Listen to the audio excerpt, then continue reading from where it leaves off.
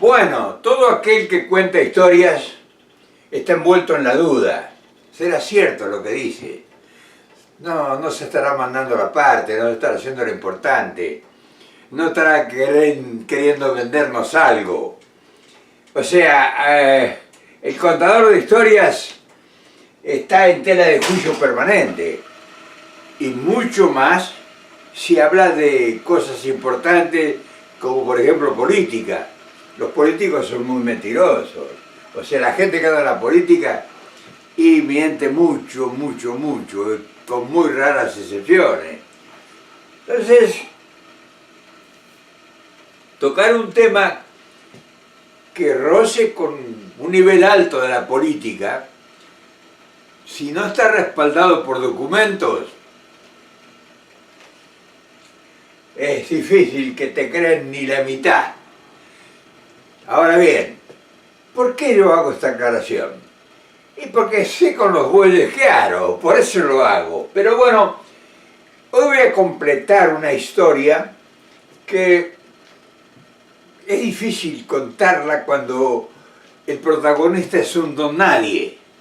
Porque cuando el protagonista es una persona, hombre o mujer público, con una trayectoria conocida, con un historial, en fin, con una cantidad de cosas que lo respalden, que no necesita él hablar, que no necesita él decir yo soy así, o yo hice tal cosa, o tengo tal documento. Pero bueno, esta historia que vamos a completar con una que hice ayer yo, tiene la ternura de la ingenuidad. Y es una lucha de tristeza, de dolor, de angustia y de logros, de alegrías, de cosas importantísimas. Por ejemplo, yo tengo una deuda con ustedes. Yo tengo una deuda porque mucha gente duda con razón. Que este viejo, ¿de dónde aparece? Si no está, no ha participado en nada públicamente, o sea, no ha tenido ningún puesto, no ha sido ni portero de la Casa de Gobierno. Y hablo de una relación con Perón que da la impresión de que eran amigos en serio. Y claro, ¿qué importa si tu lucha o tu sacrificio o tu abnegación, tu dedicación o tu locura, como quieras llamarle, tuvo, no te voy a decir tocada por la mano de la providencia, sino que tuvo la oportunidad de que se manifestara, quién sabe por qué razones. O sea, yo era un muchacho del pueblo, de una simpleza absoluta y total, un ilustre don nadie. En mi pueblo, cuando se dio el acontecimiento que ya te he contado del bombardeo sobre la ciudad de Buenos Aires y que sacan a Perón, un gobierno legítimo, democrático, con una apoyadura de un 70% de la población, con un país en marcha, industria, agricultura, ganadería, independencia económica, una justicia social cubriendo todos los estratos de la sociedad, en fin, una política de educación, en fin, todo lo que puede soñar uno de grandeza para un país, eso estaba en marcha. Y de repente se cañonea la ciudad de Buenos Aires y lo sacan a Perón al exilio. Pero él era un personaje que reunía millones de personas en cualquier aparición que hacía y era un gobernante respetado en el mundo, o sea, había cosas importantísimas. Y cuando sale al exilio, entra en un turbión de torbellinos, y el hombre, ya te he contado, estaba en la orfandad absoluta, o sea, los exilios no son gloriosos por ningún lado que lo busques. Pero acá el tema se trata de que ese hombre tan importante en la historia argentina, ahora en la actualidad, a pesar de que hace 70 años que se está tratando de desperonizar al país, 70 años, 70 y tantos años que la Revolución Libertadora primero y todas las revoluciones y todo lo que ha ingresado al país para desperonizar al gobierno, desperonizar, valiéndose de todas las artimañas y de todas las ilegalidades absurdas y hasta haciendo desaparecer miles de personas. O sea, oficialmente hay 30.000 desaparecidos. No te digo los que murieron en las cárceles, los que fueron fusilados y los que tuvieron que salir al exilio. O sea, fue una verdadera tragedia en Argentina. Entonces, que un nadie, como te digo, como te dije antes, por esas cosas que para la mayor parte son inexplicables, haya tenido una relación tan intensa con ese hombre tan importante, pues produce curiosidad, pero también una gran duda. Y dice, no, este se está haciendo lo importante, te quiere vender algo. Debe estar. Y si te lo creen, dice, bueno, estuvo con Perón y todo, porque estaba lleno de millones de dólares de Perón y le debe haber comprado y debe estar millonario ahora y está retirado y callado como muchos que hicieron buenos negocios con la política. Y sobre todo con el peronismo muchos se han enriquecido. Pero hay muchos que todavía andan dando vueltas por ahí, que con el nombre de Perón y del peronismo se han hecho multimillonarios. Y trabajan de político, y hacen algo, pero no se la juegan. No pierden patria, familia, patrimonio, dignidad y arriesgan la vida. Ninguno de esos multimillonarios con el peronismo se la jugaron. Pero bueno, ¿por qué tanta prolegómeno? ¿Por qué tanto relato? Porque te voy a mostrar hoy algo, una fortuna inolvidable, que no sé a quién, no sé dónde donarla o dónde ponerla para que no se pierda, porque son documentos muy valiosos, son 20 y tantas cartas de Perón, que yo tuve la fortuna en la amargura, en la pobreza, en la soledad del exilio, de la tristeza, de tener que salir desesperadamente todos los días a ganarse la vida y de haberlo perdido todo. Recibí en los distintos lugares que como gitano anduve por la vida. O sea, el ideal a mí me ha costado mucho. Tomarlo y darle el valor que quieras. Yo no te estoy pidiendo nada ni te estoy pasando la cuenta. Te estoy contando una historia. Y esa historia que te estoy contando, para que si te cabe alguna duda o si tenés alguna duda, hay documentos que ahora van a estar en tus manos, en tu cabeza. Y puedes hacer el análisis que quieras. Ustedes como compañeros, como amigos, como que me siguen, como enemigos, como quieran que sea. Ahí quedan para que la historia lo juzgue. Yo ya hice la parte que tenía que haber hecho, o que quise hacer, o que la fortuna, la providencia, el destino me marcó. Entonces, te quería yo contar estas cosas, porque hay mucha gente muy valiosa, que ha perdido mucho, que ha luchado mucho, que ha soportado y que lucha y soporta en estos momentos, que se ha quedado sin patria, sin hogar, sin patrimonio, sin trabajo, sin familia, sin nada, en esta desventura que no sabe uno cuándo ha de terminar.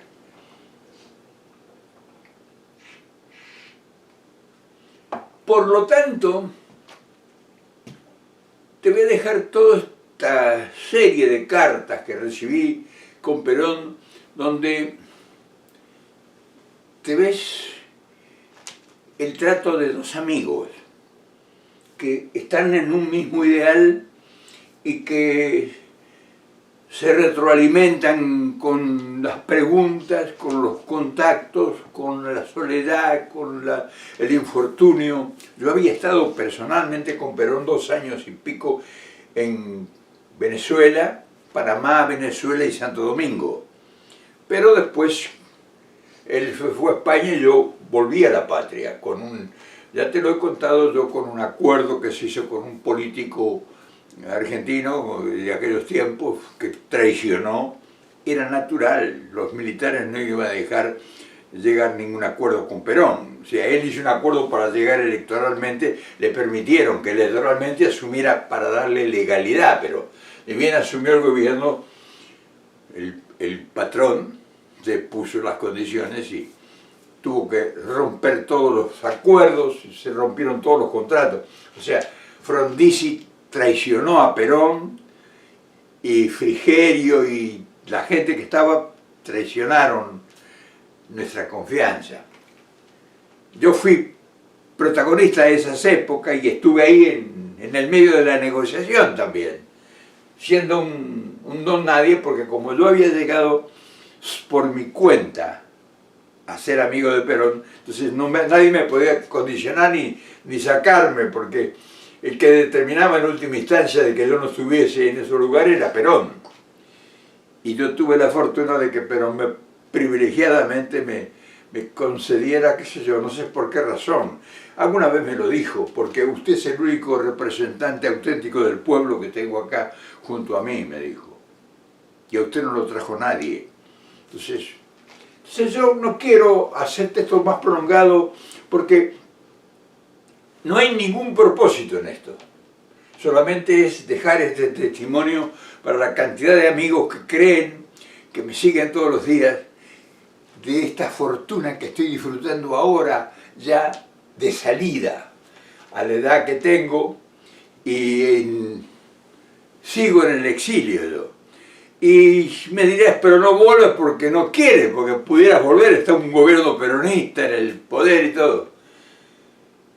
Cuando leas estas cartas y veas, ya conoces más o menos mi vida, pensarás si vale la pena que yo pueda volver. ¿Para qué? Para andar por los pasillos pidiéndole que algún pobre diablo pueda entrevistarlo, yo para que me dé ¿qué? ¿Qué le voy a pedir? ¿La jubilación? ¿Qué le voy a decir que puedo serle útil, que le puedo generar alguna idea al gobierno o ayudarlo? ¿Te das cuenta que yo ya hice todo lo que podía haber hecho? ¿Con quién lo podía haber hecho? Esta gente que está ahora, les deseo mucha suerte, ojalá encuentren el camino, ojalá la providencia los ayude, ojalá la vida los acompañe para que se liberen, que se den cuenta de que están equivocados en la mayor parte de las veces y que hay muy pocos que están esclarecidos y que están cercados, no pueden hacer nada. El caso de Cristina está cercada, no la dejan moverse, pero, en fin, eso es un tema distinto, pero este video es para que te regocijes y lo guardes si algún día quieres hablar de Perón, cómo se conectaba, la grandeza de ese hombre que bajaba en lo más amargo de su amargura, que era el exilio, hacia el pueblo. Y con uno de los auténticos representantes del pueblo mantuvo todas estas grandes relaciones que vas a comprobar. O sea, ahí vas a comprobar la grandeza de ese hombre, lo extraordinario que era. Lo nuestro era una cosa muy modesta que lo hubiera hecho cualquiera igual que yo, cualquiera de ustedes. Pero lo importante acá es el personaje que a través de horas, de tiempo, se ocupó de nosotros. Y se ocupó y todavía se sigue ocupando, porque no hay nadie que no espere en el nombre de Perón llegar al poder. Y otros seguir enriqueciéndose miserablemente. Pero bueno, eso es otro tema. Te invito para que veas todo esto y lo leas con calma.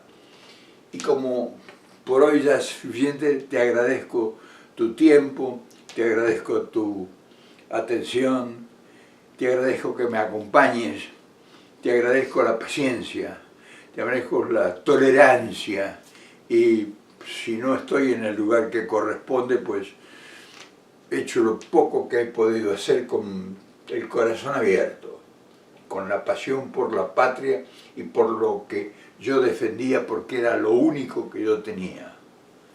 Entonces, ahí te quedan estas cartas que el general Perón, el general, el amigo, el compañero, me hizo llegar al exilio, desde el exilio. Mañana, si querés, nos volvemos a ver.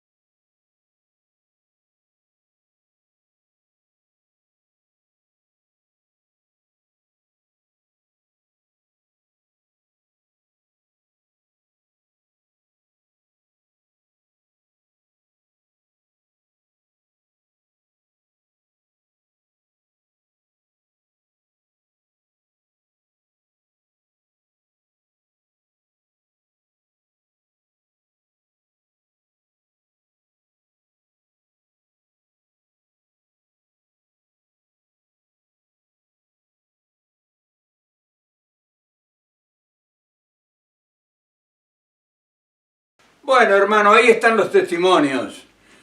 La cantidad de horas puesta el general en responder, en orientar, en a que lleguen las directivas a la gente, al pueblo, a los trabajadores, a la organización política. O sea, uno fue una pieza más de esta maquinaria inmensa que es el peronismo y que en su momento se vio muy exigido y muy golpeado. Y cuando se vio muy exigido y muy golpeado, muchos desaparecieron, se metieron abajo de la alfombra o se metieron abajo de la cama. Y otros tuvieron la suerte o la fortuna o la demencia de salir a enfrentarlo al enemigo desde el lugar que se podía enfrentar. Y ahí tenés el testimonio. Esa es la tarea modesta que desde el pueblo, con el gran líder, se realizó para que el peronismo fuera, como muchas veces ha sido nuevamente, poder en Argentina.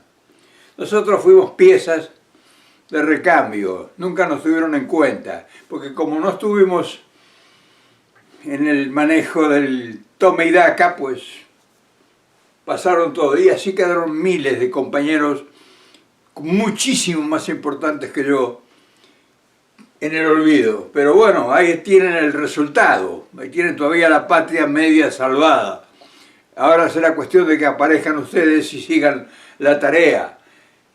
Yo hice lo que pude, lo que modestamente pude desde mi modesta posición de hombre de pueblo, sin ninguna pretensión de nada y no buscando a ver si yo dónde me ponía para resolver mis problemas. Nunca me ocupé de mis problemas y todavía la vez que no los puedo haber resuelto.